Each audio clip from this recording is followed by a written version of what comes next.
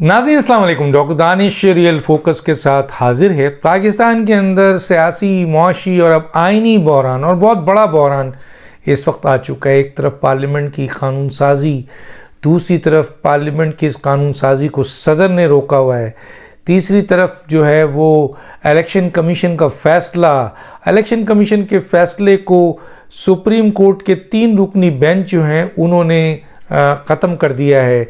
और उन्होंने ना सिर्फ 3 रुकनी बेंच के ये इलेक्शन कमीशन के फ़ैसले को ख़त्म किया है, बल्कि उन्होंने जो 2 रुकनी बेंच का फ़ैसला था, जैसे काजी फाइज़ ईसा और जस्टिस आपके जस्टिस अमीन का, उस फैसले को भी उन्होंने जो है वो ख़त्म कर दिया 6 रुकनी बेंच बनाकर। और 5 मिनट के लिए ये हेयरिंग हुई थी। और जो सर्कुलर दिया था जस्टिस काजी फाइज़ ईसा के जजमेंट पे, जो कि एक रजिस्ट्रार ने, उस रजिस्ट्रार का ट्रांसफ़र किया हुकूमत ने, जो कि उसका इख्तियार है, लेकिन चीफ जस्टिस ने उसको रिलीव करने से इनकार कर दिया। गोया इस वक्त सुप्रीम कोर्ट के 3 जजेस और बकिया 9 जजेस और सुप्रीम कोर्ट के जो 6 रुकनी बेंच बना था, उसमें वो 2 जूनियर जजेस थे जो हुकूमत ने तोहफे में चीफ जस्टिस को दिया था। हालांकि पहले जब 5 जूनियर जजेस की बात आई थी तो उस वक्त हुकूमत ने जो है वो कानून और आइन की पासदारी की थी और सुप्रीम कोर्ट के चीफ जस्टिस को रिफ्यूज़ किया था उनकी गलत रिकमेंडेशन पे। लेकिन बाद में हुकूमत ने कॉम्प्रोमाइज़ किया और आज उनके ये 2 जज जूनियर जो हैं वो चीफ जस्टिस के साथ बैठकर हुकूमत को जो है वो टफ टाइम दे रहे हैं। मतलब इतनी बड़ी गलती है। 5 आइनी जो आपके सुप्रीम कोर्ट ने 5 लोगों पर आइन शिकनी का कहा था कि इन्होंने आइन शिकनी की है, हुकूमत ने उसको कमेटी के हवाले करके सो गई। और ये उसकी बहुत बड़ी गलती थी, जिसका बिलावल भुट्टो ने भी, नवाज़ शरीफ साहब ने भी मौजूदा हुकूमत को, ख़ास तौर पर वज़ीर आज़म को जो है उनका चेहरे पे उनका चेहरा दिखाया इस आईने में कि अगर आपने उस वक्त 5 रुकनी बेंच के उस फैसले को, जो मुत्तफ़क़ा फ़ैसला था जिसमें डिप्टी स्पीकर की रूलिंग को गैर आइनी करार दिया गया था, और उसके बाद जितना एक्ट था वज़ीर आज़म का, सदर का, लॉ मिनिस्टर का, स्पीकर का, वो सब गैर आइनी किया था, तो आपको उनके ख़िलाफ़ केस इनिशिएट करना चाहिए था। लेकिन इनिशिएट करने के बजाय आपने कमेटी के हवाले कर दिया और कमेटी सो गई। और आज आपको एहसास हो रहा है कि मैंने वो 2 जूनियर जजेस गलत किया। आज आपको एहसास हो रहा है कि हमने आइन शिकनी का फैसला नहीं किया। अब जबकि कई दिनों से ये कहा जा रहा था कि सुप्रीम कोर्ट के ये 3 जजेस मुसलसल फैसले दे रहे हैं, बल्कि आज तो बड़ी ज़बरदस्त बात की, अगर 63A की जो गैर आइनी इंटरप्रिटेशन हुई और उस पर फैसला दिया गया, जिस पे 2 जजेस ने कहा कि रीराइटिंग ऑफ द कॉन्स्टिट्यूशन हुआ है, अगर वो उसको उसी वक्त उस पर पार्लियामेंट जाग जाती, हुकूमत जाग जाती, तो आज ये 3 रुकनी बेंच ये फैसला नहीं करता, जिसमें हुकूमत को मुस्तरद करना पड़ रहा है। अब सवाल ये है कि उन्होंने तो फैसला दे दिया, अब उस फैसले के बाद अगर वज़ीर आज़म, जैसे कि मुस्तरद कर दिया है काबीना ने, वज़ीर आज़म ने, तो जाहिर है कि ये 3 रुकनी बेंच वज़ीर आज़म को तौहीन अदालत का नोटिस देगा और वज़ीर आज़म को फारिग करने की कोशिश करेगा। एक तो ये बात है। दूसरी तरफ वज़ीर आज़म और काबीना या पार्लियामेंट के पास क्या इस्तेहक़ाक़ है, ये बहुत ही इम्पॉर्टेंट है कि अब मुस्तरद करने के बाद वो कहाँ खड़े हैं। तो वो खड़े हैं अपने आइन और क़ानून के साथ। अगर आज भी हिम्मत करे हुकूमत, तो वो 1970 के उस ऑर्डर के तहत, जो प्रेसिडेंशियल ऑर्डर है, तो उसका 27 का 2, जिसमें वो चीफ जस्टिस को अगर आइन की खिलाफ वर्जी करते हुए, मिसकंडक्ट करते हुए, गैर कानूनी अमल करते हुए, गैर कानूनी फैसला करते हुए, क्योंकि कई चीज़ें उनकी मिसकंडक्ट हैं, तो उसको देखते हुए हुकूमत उनके खिलाफ रेफरेंस भेजती है। यकीनन जब फेडरल गवर्नमेंट इनिशिएट करेगी तो वो सदर के पास जाएगा और सदर उसको 25 दिन के लिए, 20 दिन, 15 दिन और फिर 10 दिन के लिए, यानी 25 दिन के लिए उसको दबा देगा। जैसे अभी जो कानून साजी हुई है उसको दबा दिया। ये गेम चल रहा है। देखें, इधर सुप्रीम कोर्ट के 3 रुकनी बेंच, इधर इमरान खान, इधर सदर और मुख्तलिफ जगहों पर चंद जजेस, जो मिलकर इस वक्त ये सारा कुछ कर रहे हैं, उनके फैसले आ रहे हैं।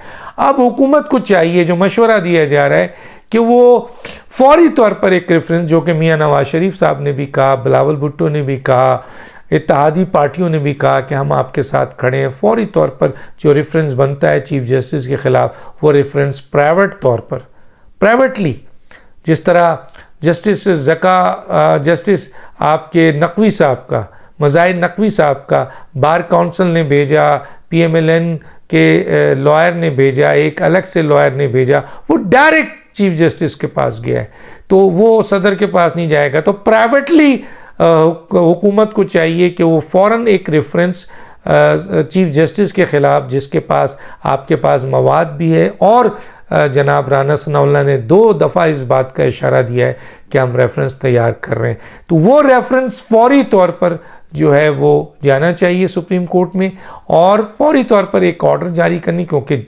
सुप्रीम जुडिशल काउंसिल में जिस चीफ जस्टिस के ख़िलाफ़ रेफरेंस है वो नहीं बैठ सकता, वो प्रिजाइड नहीं कर सकता, तो उसको सदारती ऑर्डर 1970 के 27 के 2 के तहत फोर्स लीव पे भेज दिया जाए, उन्हें अलग कर दिया जाए, और कहा जाए कि सुप्रीम जुडिशल काउंसिल देखेगा कि आपका जुर्म है या नहीं है। नहीं जुर्म है तो आप वापस आ जाएंगे, और जुर्म है तो फिर एक्शन आपके ख़िलाफ़ होगा। तो ये हुकूमत कर सकती है, और उसको ज़ाहिर है सीनियर मोस्ट जो चीफ जज होगा वो एक्टिंग चीफ जस्टिस होगा। और ये भी कहा गया है कि एक्टिंग चीफ जस्टिस के लिए सदर हलफ लेना ज़रूरी नहीं है, जो सीनियर मोस्ट जज जस्टिस तारिक मसूद हैं वो भी ले सकते हैं हलफ। ये बात वाज़ेह है। तो इसका मतलब है कि ये वाला पूरा गेम हुकूमत के पास है, काबीना के पास है। लेकिन क्या ये तीसरी भी गलती हुकूमत करेगी? और अगर ये खामोश रही तो फिर ये वज़ीर आज़म जाएगा, फिर ये वज़ीर आज़म फारिग होगा, तौहीन अदालत पे फारिग होगा, इसको सज़ा मिलेगी। दूसरी बात यह है कि इमरान खान को वज़ीर आज़म बनाने की कितनी बड़ी साजिश है। आप देखिए, आज ज़िल्मे खलील ज़ाद जो कि पाकिस्तान का दुश्मन है, जो कि पाकिस्तान के पाकिस्तानी अवाम का दुश्मन है, जो CIA एजेंट है, जिसने हमेशा मुसलमानों के ख़िलाफ़ अफ़गान को मरवाया, पाकिस्तानियों को, मुसलमानों को मरवाया, वो सुप्रीम कोर्ट के इस फ़ैसले को एडमायर कर रहा है। और क्या कह रहा है एडमायर में, आपको मैं पढ़ के सुना देता हूँ। ये बहुत बड़ी उसने बात की है, और देखिए आपके इनके कनेक्शंस क्या हैं कि इस फ़ैसले से ज़िल्मे खलील का क्या ताल्लुक़, इस फ़ैसले से आपके उसका क्या ताल्लुक़ ज़िल्मे खलील ज़ात का, कि जी सुप्रीम कोर्ट ने फ़ैसला दिया है, तो एक CIA एजेंट का क्या ताल्लुक़ है, बताइए। ये इस तरह की सिचुएशन अगर होगी तो आप सोचिए कि इस वक्त हम कहाँ जा रहे हैं। ज़िल्मे खलील साहब का जो वो है, वो मैं आपको पढ़ के सुना रहा हूँ।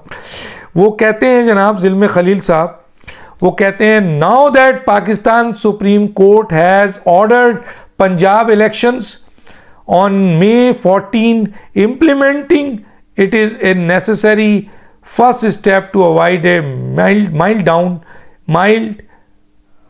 down in the country। ये ज़िल्मे खलील, जो अमेरिकन CIA एजेंट है, जो पाकिस्तान का दुश्मन है, कितना प्राइज हो, कितना खुश हो रहा है, उसका क्या ताल्लुक़ है? ये इंटरनल मैटर पे इन्वॉल्व हो रहा है। ये इमरान खान के साथ 3 खुफिया मीटिंग कर चुके हैं। तो क्या CIA इमरान खान को दोबारा वज़ीर आज़म बनाना चाहती है? क्या CIA इमरान खान को दोबारा इस मुल्क में नाफिज करना चाहती है? क्या तमाम आइन और क़ानून को पसे पुश्त करके ज़िल्मे खलील जैसे, क्रिस्टीना लैम जैसे, क्रेग मरे जैसे और दूसरे CIA एजेंट मिलकर पाकिस्तान दुश्मन इमरान खान को दोबारा वज़ीर आज़म बनाना चाहते हैं? ये एक तरफ। दूसरी तरफ आप देखें कि ये 3 रुकनी बेंच करना क्या चाह रही है। अब अगर पंजाब का इलेक्शन पहले हो जाता है, KPK का इलेक्शन पहले हो जाता है, तो इस इलेक्शन में जो भी हुकूमत आती है, जाहिर है ये चाहते हैं हमारे सुपरविजन में हो।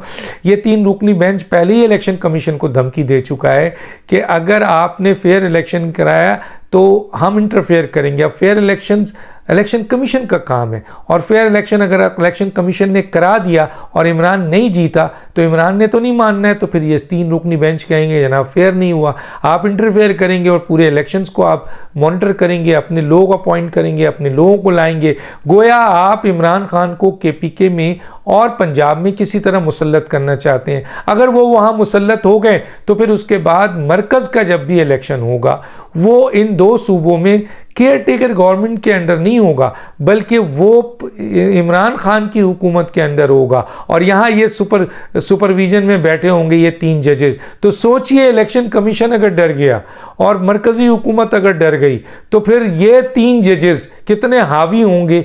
और उधर पंजाब में और KPK में इमरान खान की हुकूमत को ले आया गया बाय हुक वन फ्रुक, जिस तरह से फैसले आ रहे हैं, तो फिर वहाँ पर मरकज़ की जो इलेक्शंस होंगे जिसमें 60%, 55%, 58% सीट जो है इन्हीं 2 जगह की है, तो फिर वहाँ पर जो धांधली होगी और फिर वहाँ इमरान खान को जिस तरह जिताया जाएगा, क्योंकि पहले ही ये चीज़ लाई जा रही है कि इमरान बड़ा पॉपुलर लीडर है और इन 2 जगह पर इमरान बहुत पॉपुलर है और बहुत बड़ी विक्ट्री मिलेगी और 2/3 उनको विक्ट्री मिलेगी। तो पहले से ही चीज़ें इस्टेब्लिश की जा रही है। हालांकि सबको पता है कि जी 70% गाँव में और 30% शहर में, और 70% में इमरान का असर इतना नहीं है, 30% डिस्ट्रीब्यूट होगा। एक लिहाज से कहा जाता है इमरान को 35 सीट मिलेगी नेशनल कॉलेज, ज़्यादा से ज़्यादा 45, लेकिन यहाँ तो 2/3 देने की तैयारी हो रही है। और उसकी ये वजह है कि अगर पहले इलेक्शन हो जाता है, यहाँ इमरान की हुकूमत को ये कायम कर देते हैं,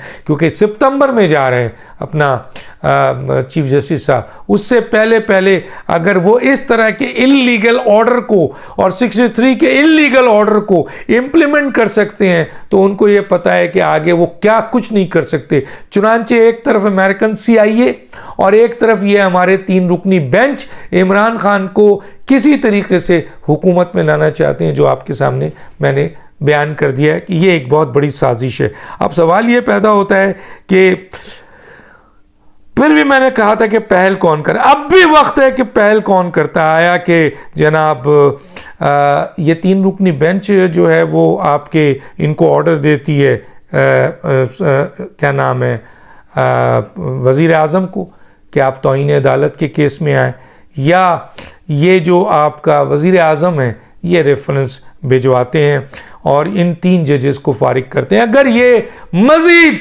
हालात ख़राब होते हैं तो इसमें कोई शक नहीं है बिलावल भुट्टो का ये स्टेटमेंट कि इस मुल्क में या तो इमरजेंसी लग जाएगी या मार्शल लॉ, क्योंकि मुल्क को नुकसान नहीं हो। CIA के हुक्म पर पाकिस्तान में वज़ीर आज़म नहीं आएगा, किसी सूरत पाकिस्तान की मुहिब वतन फ़ौज यहाँ के आपके स्टेक होल्डर्स ये बर्दाश्त नहीं करेंगे।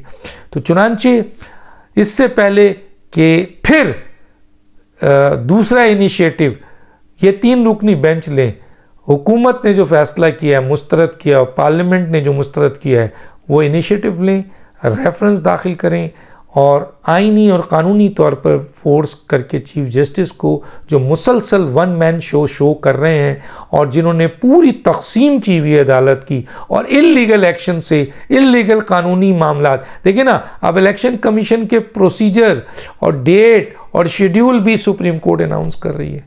कहाँ से, किस कानून के तहत? सारे आईनी कानून, चाहे 2019 हो, 2018 हो, 237 हो, 222, सब जगह सुप्रीम कोर्ट के पास ये इख्तियार नहीं है, लेकिन वो कर रही है, धड़ल्ले से कर रही है। और हुकूमत, इलेक्शन कमीशन और पार्लियामेंट अगर बुज़दिल रही तो फिर ये वज़ीर आज़म जाएंगे और फिर हंगामा हुआ तो फिर इमरजेंसी लगेगी। लेकिन इस मुल्क में CIA का एजेंट वज़ीर आज़म नहीं आ सकता। तो दानिश को याद दीजिए। अल्लाह हाफ़िज़।